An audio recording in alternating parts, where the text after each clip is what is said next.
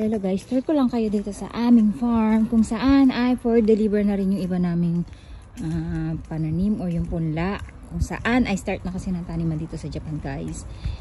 At mula kahapon yan yung ginagawa namin. Actually isang araw pa. Kaya lang iba yung ginagawa ko. Nagdidikit na itong stickers and after nun ay babagsak ko naman siya kung saang lugar na nakatapat yung punla, and then ibabox naman namin o ng mga lola, and then pagtapos na ako dun sa paglalagay ng stickers, ang gagawin ko naman ay ako din ay maglalagay naman ng ganito isa-isa kung makikita nyo. At yan yung ating tomato Aiko.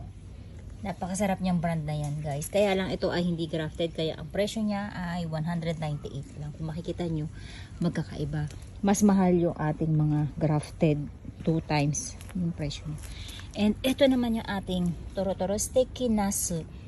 Ang pangalan niya ay sticky nasu kasi guys, napaka-juicy.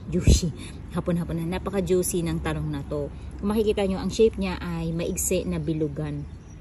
So maraming variety ng talong, ng kamatis, ng gulay guys. At dito ko lang yan nakita talaga sa aming trabaho.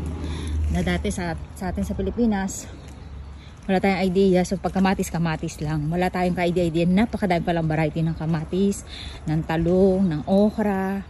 And abangan nyo next time guys, meron din kaming okra na kulay puti kung saan ay order sa amin. At first time namin ngayong taon magtatanim na. And ito yung ating normal tomato na nabibili natin sa Pilipinas. Yan. So hindi siya grafted kaya 198 lang ang kanyang presyo.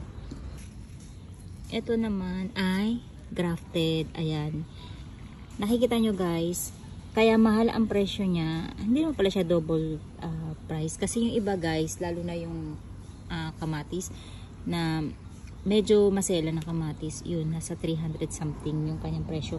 At ito naman guys, ay medyo mahaba na malalaki talaga siya. Pero may mas malalaki pa dito na talong. At kung makikita nyo to guys, tong talong na to, nakikita nyo yung nasa ilalim. Yan yung original na pinagdugtungan ng ugat niya. Kaya kinakailangan ay tinatanggal yan para hindi siya lumaki at agawin niya yung original na dinugtong natin sa ibabaw. Ayan. So tatanggalin natin guys. Ito ay tinatanggal. Ayan. So ito talaga yung dapat na matira, yung nasa ibabaw lang. Hora, 実がつきやすいというのがこういう特徴。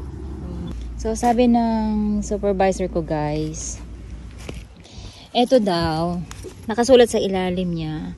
Ang ibig sabihin pala nitong nasa ilalim niya ay easy to grow siya. Kung bakit guys, kahit na walang insekto sa paligid nyo, ay pwedeng nyo siyang itanim. Kasi yung sariling bulaklak niya, nagsasariling pollen.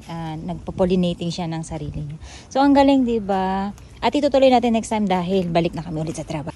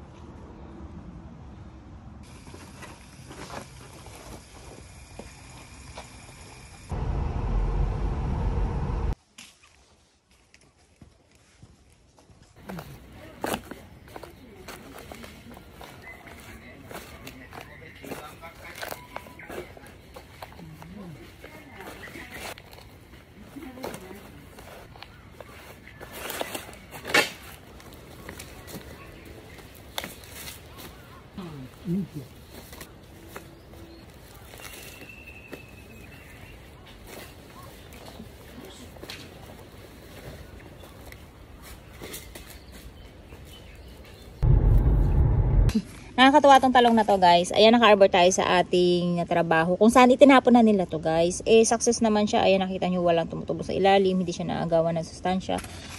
Natatapon na nila kasi sobra sila sa ginawa. So, itatapon na lang. Ganun ang nangyari. So, dahil sayang, marami to actually. Kaya lang dalawa lang kinuha ko kasi gusto ko may dalawang variety lang ako ng talong. Iba-ibang talong guys yung ating itatanim this time.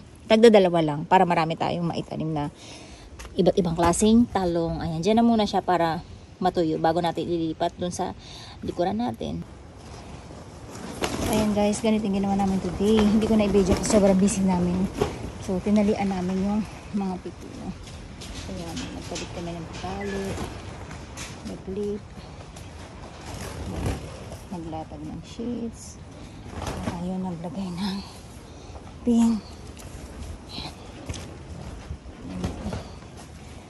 Ayan ang aming pipino.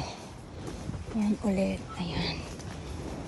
At ang dami niya ng pipino. Ayan. Ayan, pipino na tayo.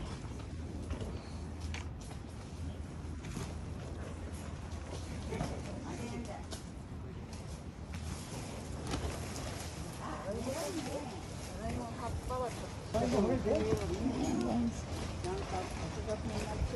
Tama na. Hindi na pinapansin. Nalalaglag na lang.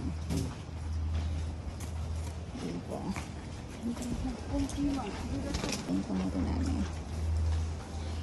Lahat yan kamote. Wala rin ka dun.